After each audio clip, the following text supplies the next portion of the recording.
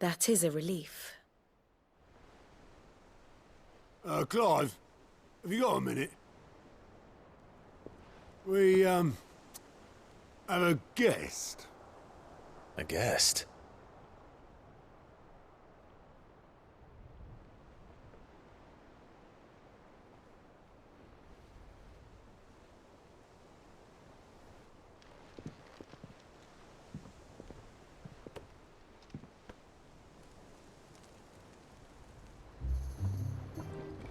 For your trouble. It was a pleasure, in hindsight. Uncle Byron? Clive, my boy! Tap a cask and stoke the ovens, for your favourite uncle is here!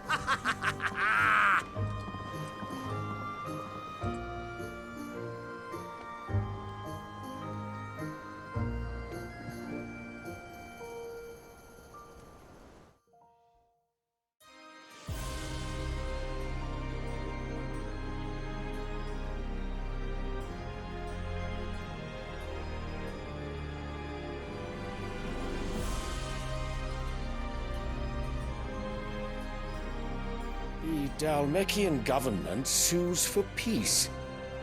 How shall we respond? If they're willing to accept their fault in the matter, I see no reason to refuse them. Still, we must insist on substantial reparations. Twinside stores are not as bottomless as reported. Aye, and we have many more mouths to feed. We shall just have to have the Dalmeks empty their treasuries for us.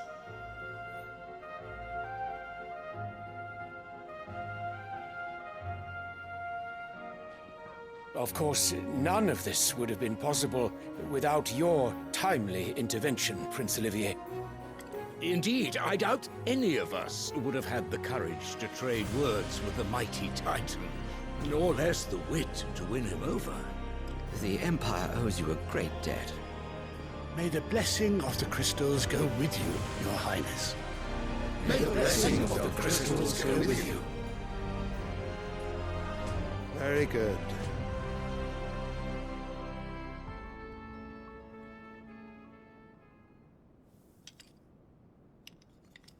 Now, let us come to the question of precisely when the Dalmeks will withdraw their troops. Dion's fire could rid us of them in mere moments. The men of the Fist will not withdraw until a peace treaty is concluded. So let us keep the negotiations open, give them time to gather what gold and trinkets they can, and once they deliver that which we demand, what worth is a piece of parchment? Your Radiance, were Prince Dion to take the field, the enemy would surely send their own dominant to meet him. And while His Highness would of course prevail, there would be heavy losses on both. You need not fear Hugo Kupka. He is engaged on the Western Front. Even were the Dalmeks to send for him, he would not arrive in time. As much as I would enjoy witnessing a clash between Bahamut and Titan, it is not to be. And what of your subjects, Your Radiance?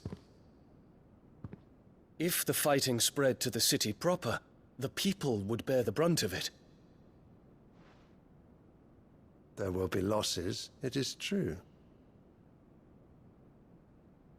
Yet for every citizen who falls, another can be bred. For every home that burns, another can be built. The Empire will live on.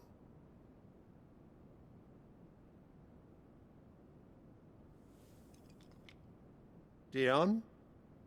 Yes, sire.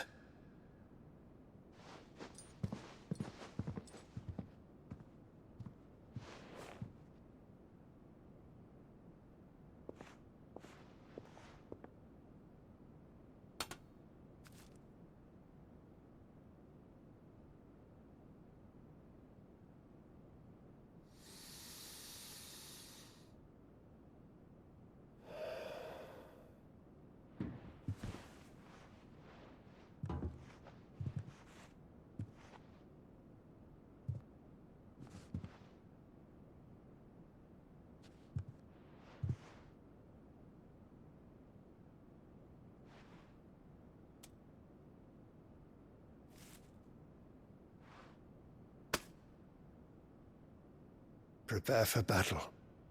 But sire... Do not make me repeat myself. Return to your camp and await my orders.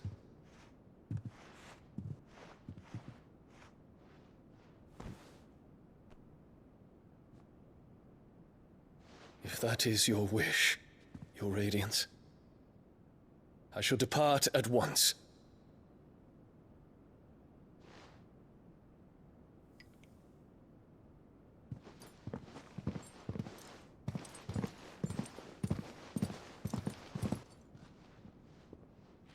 May Gregor forgive you.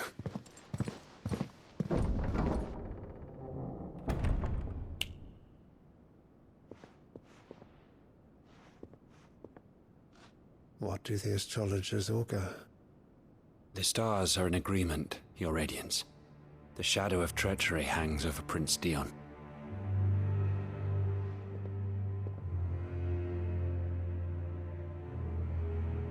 So Annabella's tales were true. You disappoint me, Dion.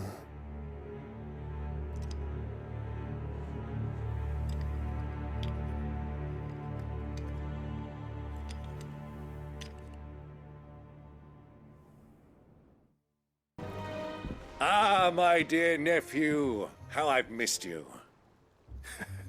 How did you find this place, Uncle? Through the good offices of young Sir Wade. He really is the most helpful fellow. As are you, I hear. The Guardians and those they freed tell the most outlandish tales of your heroics in Rosalith. Which is why I came, to learn the full truth of the matter. Sort the fact from the fiction, so to speak. You were working with the Guardians of the Flame to evacuate the people of Rosalith to Port Isolde. I was, aye. Then I have questions for you. Please, come inside, Uncle. Gladly. You there? There are 2,000 gold talents in those chests. See that they're added to my nephew's coffers, would you? 2,000?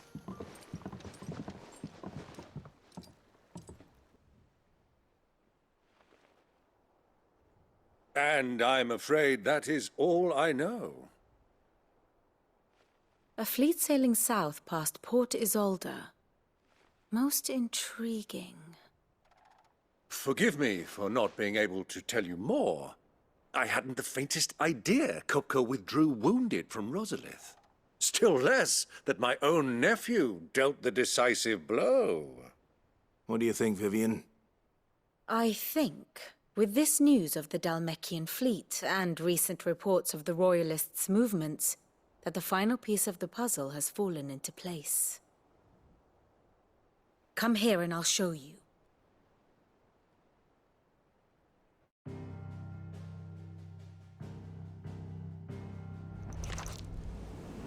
It is known that Kupka's forces entered Rosaria via its unguarded coast. So can the same be said of your visitors from Waloed? Certainly her Royal Navy is famed for the efficiency with which it bears her knights from one battlefield to the next.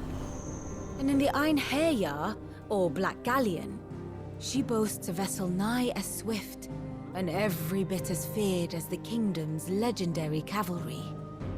A fitting flagship for a land apart, her naval presence being crucial to her ambitions beyond Ash. Yes, it seems safe to assume that the Royalists did indeed enter Rosaria from the sea. So then, had you a vested interest in Titan's survival, whither would you take him? Why, home to Drake's Fang, a place rich enough in ether to conjure the magics needed to mend his hurts. But would that not entail an arduous voyage around the southern cape? Let us say that the Royalists did put ashore with a mind to spirit Kupka away from under your very nose. Could that truly have been their plan for him? To load him aboard one of the ships flying Republican colors sighted off the coast near Port Isolde. To spend weeks at sea, being tossed hither and yon by unforgiving waves, his life hanging in the balance. No. The journey would mean Titan's death, and Kupka's faithful creatures would not allow it. So what then was the plan of our Waluda friends? Reports suggest they made not for the coast, but for the desert. And by cutting through the Velcroy, a party traveling light would have Titan back in his bed days before a galley could lurch into port. To wit, it was the Royalists, not the Republicans, who effected Hugo Kupka's safe retreat. I would stake your life on it.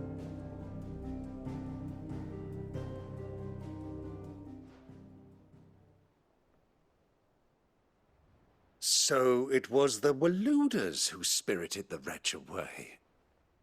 Now I think about it, there was something a little strange about the ships I saw. The men seemed almost crestfallen, as if in mourning, as if they believed, or were made to believe, that their master was dead. You have a keen mind, Lord Rosfield. And you have your answer. To find Kupka, you have merely to follow the Royalist trail across the Velcroy. It may well have gone cold by now, but as they say in the Republic, all roads lead to Drake's Fang. Allow me to accompany you part of the way. As luck would have it, I had intended to journey Canberward on business after visiting you here. The Fang would be but a short detour. I'd be glad of the company. Give me a moment to make ready. I need to tell my friends what we've learned, and where we're going. Very well, but be quick about it, my boy. Time waits for no man.